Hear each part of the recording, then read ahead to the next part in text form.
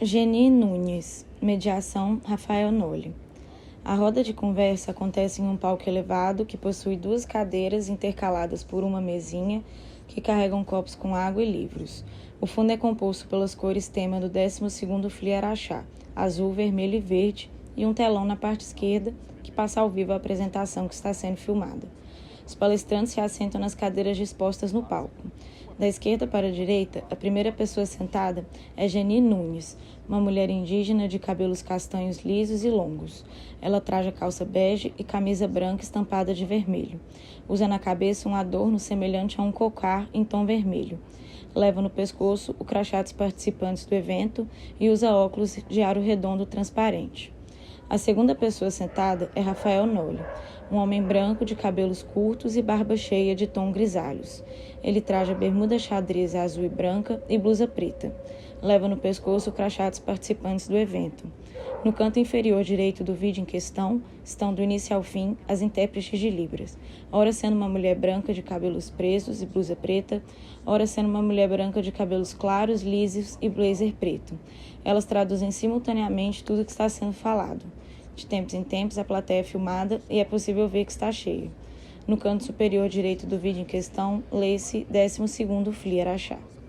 Quero me apresentar, sou uma pessoa indígena, pertencente ao povo Guarani e também uma psicóloga, poeta ou poeta psicóloga, como preferirem.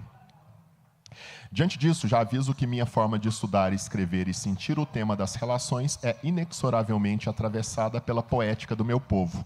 Acredito que algumas coisas a gente só consiga tocar e se aproximar pela arte, música e poesia. Então já adianto que a arte fará parte de toda a narrativa. Eu adorei essa descrição e me chama muito a atenção a proposta do descolonizando afetos. O que seria exatamente descolonizar os afetos? Boa tarde de novo. Queria iniciar agradecendo, né, a Rafael, a toda a equipe. Também iniciar dizendo que em Guarani a gente tem 3 cumprimentos mais comuns, que é Jaúdio, Yandecarúdio e Yaneputúndio, que às vezes se traduz como bom dia, boa tarde, boa noite, mas a gente prefere uma outra tradução, que é que bom que a gente amanheceu de novo, que bom que a gente entardeceu de novo, que bom que anoitecemos de novo. Então, que bom entardecer aqui com vocês. Queria mandar um oi especial para as crianças que estão aqui. Muito obrigada por estarem aqui. Eu fiquei pensando, né, também te ouvindo nesse trecho, de que a contação de história é algo muito forte nos nossos povos, né? E eu penso que isso não deveria ser algo apenas para as crianças, né? Mas algo que, para todos nós, de algum jeito, nos conecta, né? Então, uma das propostas assim do meu trabalho é também que a gente possa contar outras histórias de outras formas, né? Olhar de outra forma para essas narrativas. Em relação à descolonização, né? Algo que, dito de modo bem resumido, aqui lembro do que o mestre Bispo falava, né? Ele dizia: o que é a luta contra a colonial, né? É quando alguém tentar te colonizar, você não deixar. Então, é um movimento de barrar, de certa forma, de tentar frear essa invasão, que não é só a invasão do território, no sentido literal, mas é uma invasão também das formas como a gente aprendeu a amar, os medos que a gente aprendeu a ter, os jeitos como a gente deseja. Então, dentro do nosso povo, há muitas práticas de reflorestamento, né? Que são práticas de cuidado com aqueles territórios que muitas vezes foram vítimas, né, dessas violências do agronegócio, da monocultura. E a gente entende que, assim como a terra pode ser reflorestada, a gente também, né? Então, a descolonização é um pouquinho isso, assim, de que maneira que a gente pode cuidar, acolher, dar outros sentidos para essas dores e feridas que a maioria de nós, se não todos, traz com esse contexto histórico, político que a gente vive. E você falando, eu pensando, um ambiente literário, né? Nós fizemos um palco baixinho para as pessoas ficarem próximas. Quero abrir no final para a pergunta, que eu sei que muita gente veio aqui para te ver, falar com você, e eu acho injusto eu monopolizar a fala aqui. Nós estamos num ambiente literário e é um ambiente de aprendizado. Nós tínhamos uma contação de história aqui antes, diversas anteriores, e a questão indígena sempre perpassa nessas histórias. Faz parte desse descolonizar, ainda pensando nesse livro, a proposta do uso correto, do uso certo das palavras, a questão do índio, do ameríndio, por exemplo. Eu vi aqui a Truduá diversas vezes falando, em algum momento ela falando da importância dos termos, como eles são usados. A descolonização passa por aí também, porque nós vemos a questão aldeia, tribo, índio, no lugar de indígena, faz parte também? Ótimo. Eu penso que essa questão das palavras, elas têm uma contingência muito importante, né? Então, para quem se aproxima dos nossos povos, vai ver que há, especialmente das pessoas mais velhas nas aldeias, a utilização da palavra índio. E aí o que a gente diz, né? De que é importante compreender o contexto em que isso é falado, de que jeito que é falado, né? Então, essa proposta, né, que como movimento indígena a gente tem pautado, da importância de falar indígena, é que o próprio gesto de se desabituar a falar uma palavra que usualmente é associada a um imaginário cheio de estereótipos, já é parte desse movimento, né, de pensar, talvez, em outras perspectivas, né? E aí eu percebo que, por vezes, esse medo de falar a palavra errada, né, faz com que as pessoas se silenciem e, às vezes, elas continuam pensando, reproduzindo e agindo, mas só com receio de não ser cancelada, coisa do tipo, né, como se diz hoje. Então, no meu trabalho, que também inspirada em várias outras referências assim a gente traz, é de que a luta pelo bem viver, as lutas coletivas dos povos indígenas, elas visam, inclusive, o bem viver das pessoas não indígenas, né?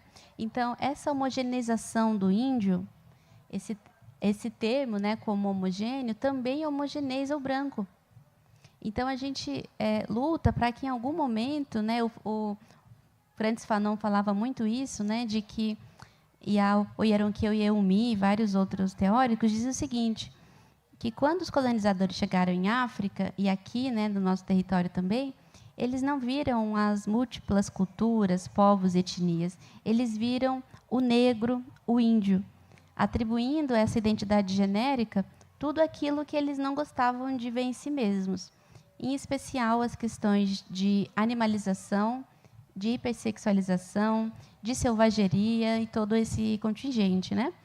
E aí o Frantz Fanon comenta justamente isso, de que quando a branquitude diz que o branco é quem pensa e o não branco é o que é corpo, ela também corta a si mesma, porque nem pessoas brancas são só mente, nem pessoas não brancas são só corpo.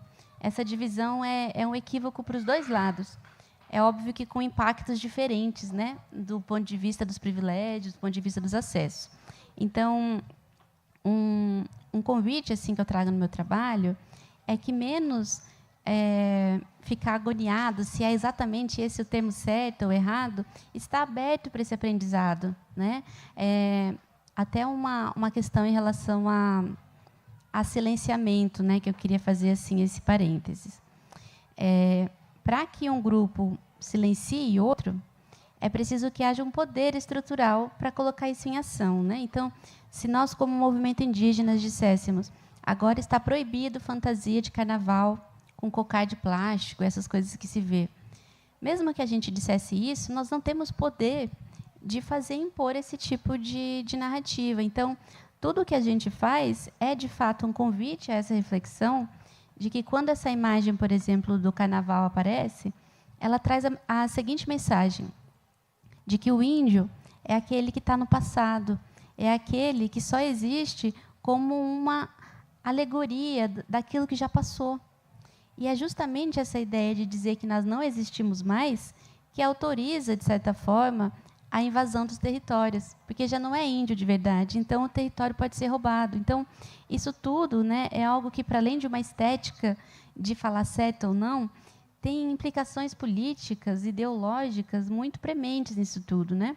Então, é um pouco nesse caminho assim que a gente traz esse debate, e sempre fazendo essa questão do contexto, né, de quem fala, porque há alguns apelidos, por exemplo, e isso para além das questões sociais, que pessoas com quem a gente tem intimidade ou tem laço afetivo são algo que nos traz um carinho, conforto, mas se vem de outra pessoa, num contexto de assédio, por exemplo, se torna outra coisa, né? Então, olhar para a palavra não como algo que está fixo, mas como algo contingente também, né? E aí entender que essa sensibilidade é algo que vai muito além de uma questão de politicamente correto, mas é uma questão ética, sobretudo, né? E enquanto você falava, eu até anotei que eu não queria deixar passar. Em algum momento do livro, você fala um pouco sobre isso. Uma questão, é meio que um choque cultural, eu poderia dizer, alguma coisa assim, que era uma coisa que sempre ouvimos. Eu sou professor de geografia e trabalho com literatura como escritor e dou aula de literatura. E, de vez em quando, nós encontramos, Jenny, aquela questão daquele momento do encontro entre um homem branco europeu e os povos originários que aqui viviam. E aquela questão que você fala no livro me iluminou bastante a cabeça sobre a questão de esse rio é seu com a chegada e aquele encontro inicial, aquele choque cultural. Esse uso do termo é seu, do verbo ter, da posse. E eu fiquei encantado com essa proposta, eu vi disperso em livros didáticos. Queria que você falasse um pouco mais, por favor, sobre essa questão do ter em Guarani, como que funciona. Eu lembro aqui, né, ouvindo essa questão que você traz, de um debate sobre as cosmogonias, né, ou as ideologias que nos inspiram. E a história hegemônica do dito Ocidente, né, é de que o mundo foi feito para o humano nomear e dominar. A própria Eva teria sido feita para fazer companhia para o Adão, né? Então a existência dela seria a resolução de um problema primário e ela como uma consequência secundária de existência, né? Então essa ideia de que o mundo todo existe para que o homem com H maiúsculo, né, domine, explore, veja a natureza como é que falam, recursos naturais, né? Essa ideia de que todos os demais seres existem como uma disposição para o humano dominar. Então, eu fico muito pensando que, para além de pensar em punições para ações de violência, o que me instiga é pensar um passo atrás disso e olhar para o que inspira essas práticas, né? Então, dentro da cosmogonia do povo guarani, a gente não entende que o mundo foi feito para o humano dominar. Portanto, ter uma relação de convivência, de vínculo, de afeto mesmo, né, com os demais seres, não é um esforço, porque a própria cosmogonia já tem uma continuidade com isso, né? E aí eu até vou aproveitar para contar, então, uma história, aproveitar também que as crianças estão nos prestigiando aqui, que é uma das histórias da nossa cosmogonia, né?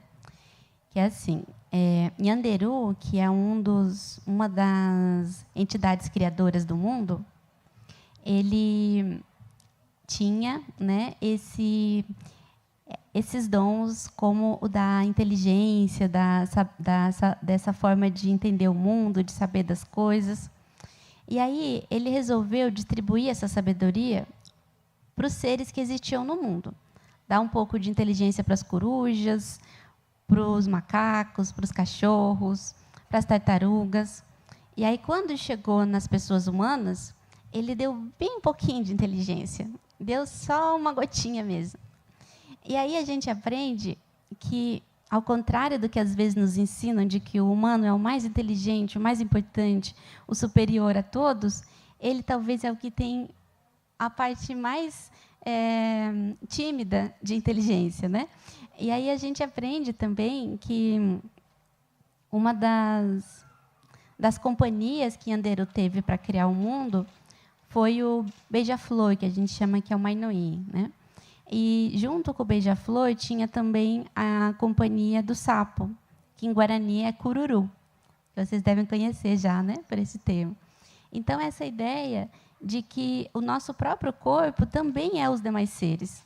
Então, se a gente está, por exemplo, respirando agora, o ar também faz parte do nosso corpo. Se a gente toma água, né, que cai da chuva, que passa pelos rios, a gente também é rio, também é chuva. Então, todos esses seres, a gente entende que fazem parte da nossa família. Mas não família nesse sentido de eu e o outro. Porque em Guarani, a gente tem 2 tipos de nós. Tem o nós inclusivo e o nós exclusivo. Então, mesmo quando eu não estou lá com a árvore agora, a gente continua nós, por conta desses laços, né, de coexistência. Então, é algo que a narrativa de mundo e a prática, né, vão se intercruzando. E falamos das crianças, e sobre esse livro, o que você pode nos contar? Uma obra linda, o título é... Como que é o título? Fale, por favor. Jatil de Aterê, mas para quem achar difícil, pode falar Jaci. Eu te pedi por isso, porque desde o primeiro momento que eu peguei o livro, achei lindo, fiquei encantado. Eu vinha pensando, Jaci, Jaterê. E eu pensei, quando eu tiver a oportunidade, eu quero ouvir como isso é dito em Guarani. E o que significa? Primeiro, por favor, o que significa o título do livro e sobre o que é? Aproveitando essas crianças todas que estão aqui olhando. Legal. Eu acho que a maior parte das crianças e das pessoas adultas já tinha ouvido falar do Saci, né? Só que o Saci que a gente conhece pela TV, pelos livros, no geral, é o Saci que um escritor chamado Monteiro Lobato deixou mais famoso, né? Já era anterior, mas pela obra dele ficou mais famoso. E esse Saci, ele é um Saci que é marcado ali, né, por ser um ser muito bagunceiro, muito traquinas, que faz uma série de coisas erradas, né? É uma entidade negra. E esse autor, o Monteiro Lobato, ele teve em sua produção uma perpetuação, uma afirmação de muitos discursos racistas, não só nesse livro, mas em muitos outros, né? E nesse caso, ele conseguiu, né, ser racista duplamente, porque traz estereótipos racistas em relação ao povo negro e também traz o apagamento da ancestralidade indígena, né, desse ser. Então, de várias formas, essa narrativa tem esse problema, né? E dentro do nosso povo, eu escuto, né, desde criança, pela minha mãe e outras pessoas mais velhas, né, do nosso povo, que nos contam essas histórias e nos dizem o seguinte: as nossas histórias dos nossos povos não são folclore, não são mito, não são uma mentira. Elas existem, né? Então, isso parte também de uma discussão que eu faço, que é de que algumas religiões são alvo, né, desse racismo religioso, enquanto outras são respeitadas no seu fundamento, né? Dificilmente alguém vai dizer o folclore de Nossa Senhora, né? O mito de Jesus. Então, a questão dos termos, de novo, né, volta muito para esse debate. E o contexto assim de criação desse livro foi bem no início da pandemia, né? E naquela época nossos territórios viviam num momento especialmente grave, né, e difícil.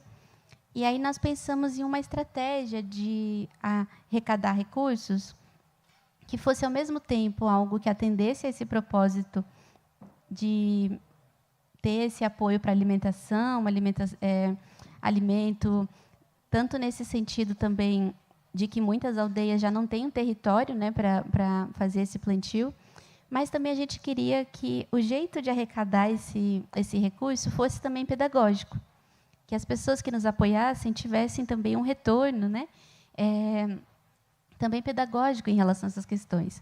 E aí eu pensei que poderia ser uma boa ideia assim, fazer esse book tendo essas duas dimensões. Assim. E aí eu escrevi essa história, né, muito vinda da oralidade mesmo, né, que a gente escuta, e apresentar, então, para as pessoas que o Saci-Guarani é um ser protetor da floresta, que é um ser que cuida, que compartilha, que é um sábio das ervas medicinais. Então, trazer outras referências de características desse ser, para além daquela que usualmente se conhece, né? E aí eu recebi um presente que me tocou muito, que o poema que inicia o livro, ele foi musicado pela minha irmã, a Nélita Nunes, e depois, se eu ainda tiver voz no final, eu canto para vocês como é que ficou. Maravilha. Eu ia pedir para você ler, porque eu estava pensando nisso. Esse livro ele é repleto de palavras em Guarani. E, ao ler, são palavras lindas, mas que eu tenho certeza que, ao ler, nós estamos pronunciando com metade da beleza. Duas coisas que eu vi nesse livro que me chamaram a atenção como um adulto, que gosto muito de ler histórias para criança. Uma é a questão do Lua. Para nós, todos aqui, há um satélite natural no céu que nós chamamos de a Lua. E também nos chega a proposta de que a Jaci, aí de repente, dentro desse nosso pouco conhecimento ou desconhecimento quase completo dessa riqueza de ideias que existem de diversos povos, aparece aqui o Lua. Qual que seria a questão do... E o Sol, como é que é? O Sol mesmo? O Lua, o Sol? Massa. Então, a gente aprende que Sol e Lua são dois irmãos. E aí, cada um deles tem características diferentes, né? E tem várias variações também dessas histórias. Então, o povo guarani é presente, né, no Paraguai, Bolívia, Argentina, Brasil. Então, há muitas diferenças nessa história, mas algo se mantém, né? Um ponto é essa questão de que são dois irmãos. E aí eu queria compartilhar também algo que eu não trago no livro, mas para contar um pouquinho de como que isso está no nosso cotidiano, né? Então, a gente diz também que quando uma pessoa está menstruada, ela está de Jaçu, está de Jati ou está de Jaçu, né? E o que isso significa, né? Essa referência de que dos dois irmãos, o Sol e o Lua, o Sol seria aquele que acorda bem cedinho, está sempre animado, quer fazer todas as coisas muito organizado e dorme cedo. E o Lua seria um pouco mais preguiçosinho, assim, não aparece sempre, não tem uma hora muito marcada. E aí a gente aprende que, quando está no período menstrual, é o período do Lua, é o período do conforto, é o período do dengo, da tranquilidade. Então, ainda hoje, em muitos dos territórios, quando uma pessoa está menstruada, ela não faz trabalhos, por exemplo, de limpeza da casa, não cozinha. Então, é um período de recolhimento também, de descanso, né? E a gente vai ver que, dentro da sociedade capitalista e esse ritmo, né, isso não é considerado em, acho que, nenhum espaço de trabalho, por exemplo, né? Então, embora se tenha essas considerações de que as fases do Lua nos afetam de alguma maneira, inclusive as marés, os peixes, né? Jeitos de entrar também em comunhão com esses movimentos e a gente poder se recolher nesses momentos de Lua, né? Então, esse é um ponto. A outra questão, né, é de que o Sol e o Lua, eles seriam parte dessa maneira que nós temos também de voltar para essa questão do parentesco, né? Então, são seres que têm mãe, pais, tios, famílias, mas que é uma família que não é pai, mãe e filho, por exemplo, né? Então, a própria presença desses seres encantados nos mostram outras formas, assim, de construir vínculos parentais, né? E aí eu queria trazer também, né, de que os seres que aparecem nas nossas histórias, eles não são bons ou maus. Não tem essa ideia de uma vingança, né? Até vou citar um exemplo, né, de que teve recentemente essa catástrofe, né, no Rio Grande do Sul. Me solidarizo, inclusive, né, com as pessoas atingidas. E é muito comum que as pessoas digam assim: olha, a natureza está se vingando, né? E eu acho muito triste esse tipo de discurso, porque atribui à natureza uma ideia de bem e de mal. E eu fico pensando, então, se a natureza fosse democrática, ela iria trazer esse movimento de enchente apenas para os responsáveis pela devastação, que a gente sabe que não é a maioria da população, né? Então, é uma maneira também da gente dizer que há coisas que nos fazem bem, coisas que não fazem bem, mas isso vai para além de bem e de mal, né? Então, não atribuir à natureza essa ideia de uma vingança, né? De uma ideia de um ressentimento também, né? Então, isso é algo que, na literatura indígena, muitas vezes a gente vai resumir essas histórias, né? E contar de uma maneira mais acessível, mas a gente tem muitas histórias que me lembram um pouco. Ontem o pessoal falou bastante do Augusto dos Anjos, né? E são histórias bastante macabras. E elas não têm um final feliz, entre aspas, e não têm um caminho assim de começo, meio e fim. Então também é um desafio para a gente conseguir trazer um pouco dessa cosmogonia, sem ao mesmo tempo entrar nesse lugar de o bem e o mal. Até esses dias eu tenho um sobrinho, ele tem 3 anos, né? Aí tinha uma girafinha num desenho que a gente estava vendo. Aí ele perguntou assim: a girafinha é do bem ou do mal? E aí ele fazia essa pergunta, fez até para um pão de queijo que aparecia lá, se o pão de queijo era do bem ou do mal. E aí parecia que todos os seres precisavam ser do bem ou do mal. Aí, uma hora, eu falei para ele assim: ó, a tia é o monstrinho lá, que era o mal lá do desenho. Aí ele ficou indignado com aquilo, que eu não podia ser aquele monstrinho de jeito nenhum, porque eu era do bem, né? Então, eu fiquei pensando, né, no quanto que é interessante também para as crianças que essa expressão, por exemplo, de raiva, né? E a gente sabe que, às vezes, quando é bem pequenininho, né, tem essas manifestações muito genuínas, né, de desconforto, e vai dizer assim: eu te odeio, você é a pessoa que eu mais odeio do mundo. E a gente poder acolher esse ódio momentâneo que aparece ali e dizer: você continua amado mesmo me odiando nesse momento, né? Então, acho que são jeitos também que a gente busca de trazer essas histórias de outras formas. Maravilha. E o Saci, uma dúvida. O Saci é originalmente negro ou foi uma construção do Monteiro Lobato dentro dessa ótica de, vou usar o termo, não sei se correto, mas me parece que sim, uma demonização de uma figura? Ele é originalmente negro? Uma dúvida, assim. Olha, há um campo de disputas, né, em relação a isso. A história do Saci Negro é anterior ao Monteiro Lobato, mas ele ficou conhecido como aquele que difundiu essa história, né?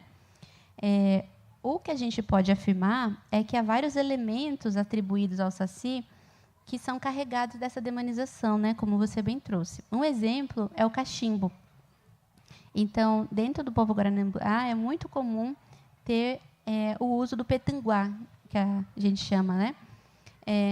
E pela fumaça, que é a tatatina, que se conecta às várias dimensões de existência, né? Do que está perto e do que está longe.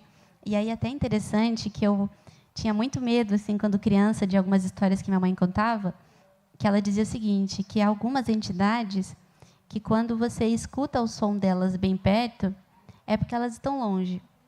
Mas, se você escuta o som longe, é porque elas estão bem perto. E eu ficava: nossa, então, essa própria referência que a gente tem, né, de aquilo que está perto e está longe, né, do que é forte ou fraco, enfim. E aí, voltando para essa questão do cachimbo, antes da pandemia, e depois também a gente foi voltando com as atividades, mas eu queria compartilhar aqui uma memória sobre isso, que foi de uma semana intercultural na terra indígena do Morro dos Cavalos. e era um momento de receber escolas de vários lugares do estado, né? E aí as crianças chegavam, né? As crianças, os jovens chegavam na aldeia, viam nossos parentes fumando petinguá e falavam assim: meu Deus, os índios são todos maconheiros, né? E a gente tentava explicar para eles assim: olha, é todo um debate também que a gente não é contra a maconha, não, gente. Já está sendo gravado aqui, né? Mas, enfim, não era o caso, né, nesse sentido de que é um uso ritualístico, um uso espiritual, que não tem a ver com essa ideia de fumar cigarro ou algo mais do entretenimento qualquer, né? Então, isso que a gente diz, né, de que esses elementos atribuídos ao Saci não são algo deslocado de uma prática que segue até hoje, né? Então, isso é algo que nós trazemos assim com muita força, né? E aí, até pensando, por exemplo, uma outra referência, muitas pessoas conhecem essa associação de que Deus seria Tupã, né? Para os povos indígenas. E aí, falando especificamente do povo Guarani, Tupã seria uma das entidades, mas não seria sinônimo de Deus nesse sentido. E aí a gente diz o seguinte, que achar que Alá, Buda, Jesus, Exu, eu estou aqui colocando de maneira bem estereotipada mesmo, são tudo a mesma coisa, é também parte dessa violência. Não é a mesma coisa, porque cada uma dessas cosmogonias, ideologias, orienta um tipo de vida distinto. Se fosse tudo a mesma coisa, todos os povos, né, viveriam do mesmo jeito. Então, algo que a gente traz assim dentro dessas histórias é de que o nosso objetivo não é converter ou convencer as pessoas a acreditarem nas nossas formas de entender o mundo, mas é apresentar para elas essa diversidade, né? E é um pouco nesse caminho, assim. Compreendo. E a representação, olhando as ilustrações, o livro é super bonito, bem ilustrado, achei lindo. E a representação do povo indígena aqui, porque também uma parte dessa construção parte muito do binarismo. Você fala muito de binarismo no Descolonizando Afetos, e eu percebo que há alguma coisa que você faz para adulto que se repete aqui, né? A questão tem uma conversa. Por exemplo, essa questão da representação. Certa vez, em um desses eventos, eu entrevistei um autor que reclamava como eram representados livros que traziam temáticas africanas, que ele teve uma dificuldade de encontrar um ilustrador que desenhasse bem pessoas, sobretudo africanas, ligadas à questão colonial, de colonização. Sempre era uma imagem que se tornou muito forte, muito estereotipada. Recentemente teve toda aquela polêmica em torno do Tintim no Congo, do Hergé. Como que é a questão do indígena também? Porque eu achei tão lindo as ilustrações, vocês estão vendo. No caso dos povos originários, isso também se fez uma imagem estereotipada, porque eu vejo aqui, me parece tão bonito, tão alegre, uma representação tão interessante para uma criança ver e se identificar e achar bonito. Ótimo. Quem ilustrou, né, foi a Miguela Moura, que é também guarani, ela é mãe, e ela teve um processo assim, de criação muito acompanhada das crianças, né? Eu achei isso muito especial assim, para esse processo. E a gente queria muito trazer uma sensação de suavidade também com essa história, né? Tem essa referência da noite, mas não a noite como algo que amedronta, mas algo também que traz conforto, algo que traz descanso, sono, né? Então, esse é um elemento.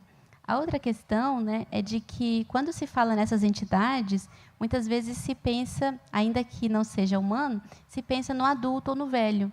E a gente queria também que fosse possível trazer essas entidades também corporificadas pela infância, né? E aí até queria fazer um pedido aqui para vocês. É especial para as crianças, mas pode ser para as pessoas adultas também, que dentro do nosso povo, do povo guarani, a gente entende que antes desse mundo de agora, já existiram muitos outros mundos, e depois desse vão ter vários outros mundos também. E aí o que eu queria pedir para vocês é que vocês inventassem uma palavra Pode inventar uma palavra de uma coisa que vocês queriam que existisse e que ainda não existe. Deu para entender? Inventar uma palavra. Pode ter uma palavra com assobio, pode ter uma palavra do jeitinho que vocês quiserem. Uma palavra, um som que vocês gostam e que vocês queriam que existisse nesse mundo novo, nesse outro mundo. Deu para entender? Aí, depois que a gente terminar aqui essa próxima pergunta, aí vocês vêm aqui contar para a gente qual que é a palavra que vocês inventaram. Porque a gente sabe que todo mundo é capaz de inventar e de criar coisa, né? A gente cria quando desenha, cria quando corre, cria quando grita. Então, deixo também um convite para as pessoas adultas a pensarem em uma palavra que vocês associam a algo que vocês gostariam que existisse nesse mundo e que vocês acham que existe pouco ou vocês não viram até agora. Até daqui a pouco, hein? Já vão pensando. Na obra do... Posso voltar ao Lobato? Porque enquanto você falava do Saci, eu fiquei pensando, né, porque a imagem do Saci muito forte. Antes do Lobato havia a citação, durante sua grande pesquisa, uma parte da sua pesquisa está ligada às cartas aos jesuítas, às missões jesuíticas. Ali já havia citações, nasce ali essas citações que pegam essas figuras ligadas à cosmogonia guarani e começa a aparecer ali já, ou é algo posterior a esse momento de contato jesuíta? Eu estava aqui lembrando de uma carta, e até tem um trabalho do historiador Guilherme Felipe, que ele diz o seguinte, que os missionários dividiam em 2 grupos as aparições espirituais, verdadeiras e falsas. E aí, como vocês podem imaginar, né, ele dizia que as falsas eram as que apareciam entidades indígenas e as verdadeiras eram as que apareciam as entidades católicas. Então, essa ideia de verdadeiro e falso já está posta ali, né? Mas algo também que eu queria trazer, até voltando para o Jati, que é essa questão com as ervas medicinais. Então, se tinha essa ideia de que os curandeiros, as bruxas, os benzedeiros, eram aqueles que utilizavam as ervas medicinais para o tratamento, para a cura e para o cuidado. Então, de certa forma, tudo aquilo que era relacionado a essas plantas também recebia, de certa forma, esse olhar de que esses seres também seriam, de alguma maneira, perigosos, né? Então, a gente vai ver que é muito recente, dentro até de uma indústria farmacêutica, esse reconhecimento da importância das ervas medicinais numa noção de cuidado que vai além de mascarar o sintoma, né? Então, um outro ponto também, né, nisso tudo é que a ideia de cura, ela muitas vezes traz esse processo acabado, né? Então, se uma pessoa diz, eu estou curado, fica meio chato ela dizer, reincidir, né? Estou de novo adoecido. Então, dentro dessas cosmogonias, a gente entende que a cura nunca é um processo completo. Você vai precisar estar sempre em cultivo, em cuidado, né, dessa saúde, porque ela nunca está finalizada, né?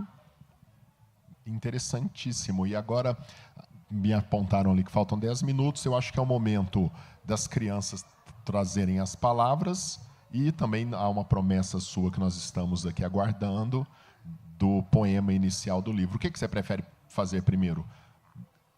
A palavra das crianças? Se um adulto tiver inventado uma palavra também incrível ali, eu vi muitos adultos, desde que você fez essa proposta, um monte de gente coçando a cabeça, pensando, criando palavras. Bom, eu queria perguntar antes se tem alguma criança que gostaria de compartilhar sua palavra. Não é obrigado, viu? Venham só se vocês quiserem. Se tiver com vergonha, a gente pode se encontrar em outro momento e vocês me contam, viu? Tem algum adulto que gostaria de trazer essa palavra? Olha, temos 2. Tem vaga para mais uma pessoa. Mais alguém? Então tá. Venham aqui, por favor. Tem ali o microfone. Vou falar o nome a palavra? Poncaca. Amei. Poncaca. Você pensou em algo associado a ela? Não, na verdade da forma como você falou dos seres, né, dessa questão, relação de seres que a gente tem, você também falou de uma forma muito brilhante, os animais, né, que são, poxa, você foi brilhante, são as gotas, né, e nós uma gotinha, né, então os animais têm as suas gotas e nós temos as nossas gotas e as nossas gotinhas, né. Poncaca é um ser que tem uma gota, que tem um ponto, que tem um ar. Obrigada, que lindeza. Agradeço imensamente. Beleza. Quem mais? Lá no fundo. Quando você falou que a palavra podia ter um assovio, enquanto o microfone chega lá, em Guarani existe, eu fiz letras, minha primeira formação, e a gente estudava até fonoaudiologia, fonética, porque nós não percebemos que existe no Guarani tem uma coisa que, um assovio, uma coisa que nós não temos, né, no português, eu percebo. Perfeito. E tem até alguns povos cuja língua é inteira de assovios. Então, é uma outra forma também de entender a ideia de língua, né? Ou outros sons que a boca faz, né? A gente até diz que antes da escrita em palavra, há a escrita de grafismos, né? Então, pensar outras formas de escrita e de linguagem é algo que nos instiga muito. Boa tarde a todos. Meu nome é Marinês. E, desde criança, eu sempre questionava por que maçaneta chama maçaneta.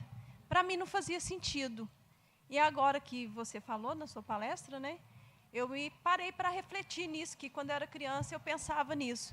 E eu sempre olhava para a porta e falava abridor de porta, e não maçaneta. Né, eu nunca fui muito bem com português, mas eu nunca aceitei a maçaneta chamar maçaneta. Para mim, tinha que ser abridor de porta. Eu acho que, se eu fosse índia, eu ia chamar de abridor de porta. Obrigada, querida. Aí agora... tem mais uma palavra? Por favor. Então, na verdade, é assim, é a palavra Puai-Hai, né, que significa sol. Essa palavra, eles criam como eles criam as palavras, e que tem vários... A gente vê que tudo aqui no Brasil tem palavras indígenas, jabaquara, araxá e tudo mais. E isso daí foi se acabando, né, assim, não deixou assim claro que é a origem dessas palavras. A gente não tem claro isso, moema, que são palavras indígenas, né? Então eu gostaria de saber como é que funcionava isso naquela época lá para eles criarem essas palavras. Isso sempre foi uma dúvida que eu sempre tive. Aliás, eu gosto de estudar a cultura indígena, eu tenho um pouco de origem indígena, então eu achei, assim, tem coisa... Ouvindo você falar, eu vejo que eu tenho muito ainda que caminhar para estar pegando um pouco mais sobre, mas achei muito legal ter conhecido você aqui. Tá? Obrigada, era isso. Obrigada, querida, agradeço. De fato, assim, né, nós temos registros de que, no momento da chegada dos colonizadores em 1500, havia mais de 1000 línguas indígenas. Hoje, nós temos um registro, né, de mais de 300 línguas indígenas. Então, houve uma grande diminuição dessas línguas, mas ainda há uma grande diversidade, né? E aí, pensando nesse processo de construção, né, algo que até nosso querido mestre Ailton Krenak chama muita atenção é para o toponímio, né? Então, até nosso colega aqui sabe falar melhor do que eu, né?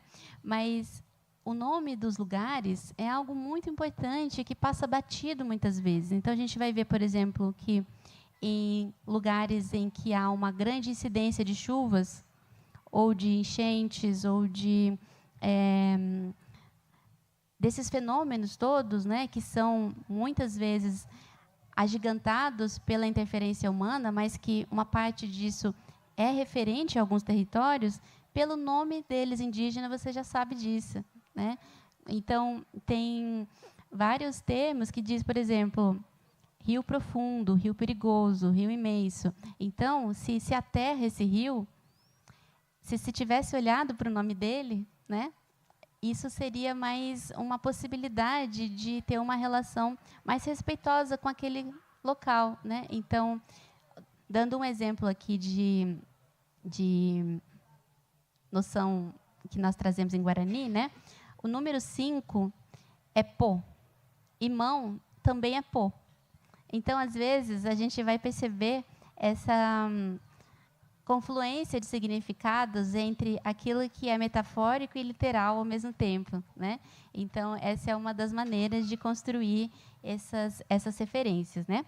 Mas eu não quero atrasar aqui para a próxima mesa.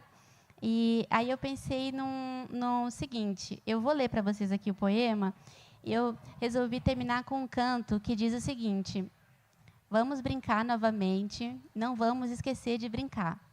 E aí eu vou fazer a primeira vez e vocês fazem a segunda comigo. Pode ser assim? Então, todo mundo de pé, para a gente se alongar. Eu vou ler aqui o poema e depois tem o canto.